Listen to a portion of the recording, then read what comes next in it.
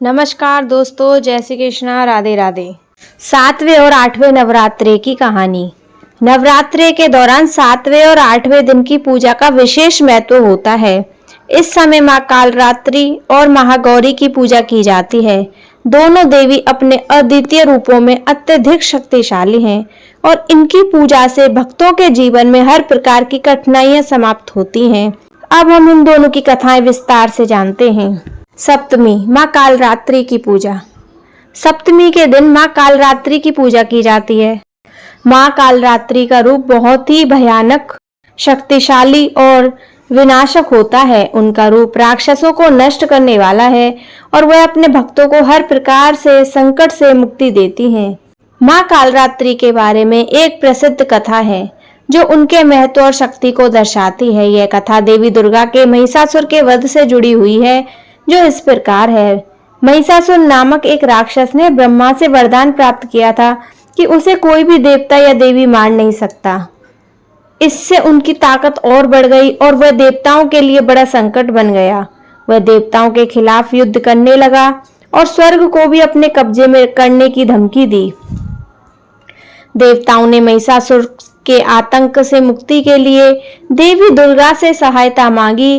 देवी दुर्गा ने अपनी शक्तियों को इकट्ठा करके महिषासुर से युद्ध किया। इस युद्ध के दौरान देवी दुर्गा ने अपने रूप को कई बार बदलते हुए महिषासुर के राक्षसी सेना को नष्ट किया। मां कालरात्रि का रूप तब आया जब महिषासुर की सेना बहुत बड़ी और शक्तिशाली हो गई। मां ने कालरात्रि के रूप में प्रकट होकर महिषासुर और उसकी सेना को नष्ट किया।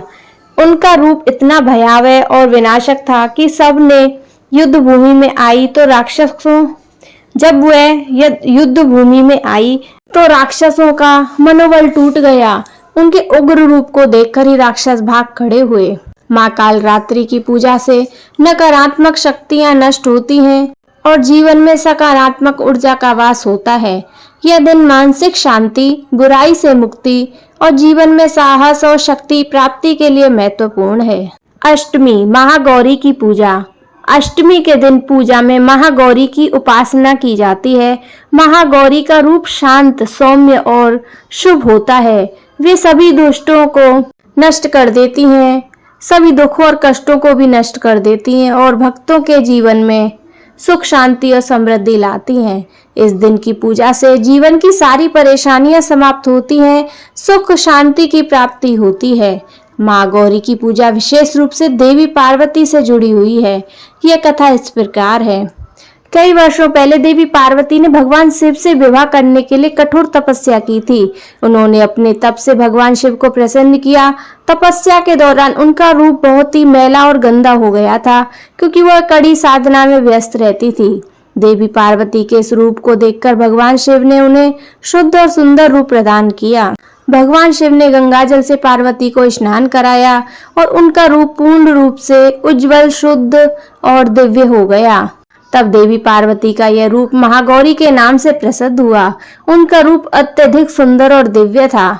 महागौरी का रूप आशीर्वाद देने वाला होता है, जो अपने भक्तों की सभी परेशानियों को समाप्त करता है। वे सौम्य, शांत और शुद्ध रूप से होती हैं। उनके दर्शन से जीवन में शांति और सुख की प्राप्ति होती है। यह दिन भक्तों के लिए एक ऐसा दिन होता है जब वे अपने कर्मों से अपने जीवन को शुद्ध कर सकते हैं और भगवान शिव और देवी पार्वती के आशीर्वाद से जीवन में सुख, शांति और समृद्धि ला सकते हैं। सप्तमी और अष्टमी के महत्व का संगम। सप्तमी और अष्टमी का दिन न केवल पूजा का दिन है, बल्कि यह जीवन में आ रहे संकटों से मुक्ति प्राप्त करने का भी दिन है।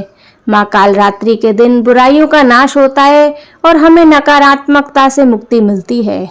मां महागौरी के दिन शांति, समृद्धि और मानसिक शांति की प्राप्ति होती है। यह दिन हमें जीवन को शुद्ध करने और भगवान की कृपा प्राप्त करने का अवसर देता है। इन दोनों दिनों की पूजा से व्यक्ति का जीवन सुखमय होता है और हर प्रकार के कष्ट से मुक्त हो जाता है।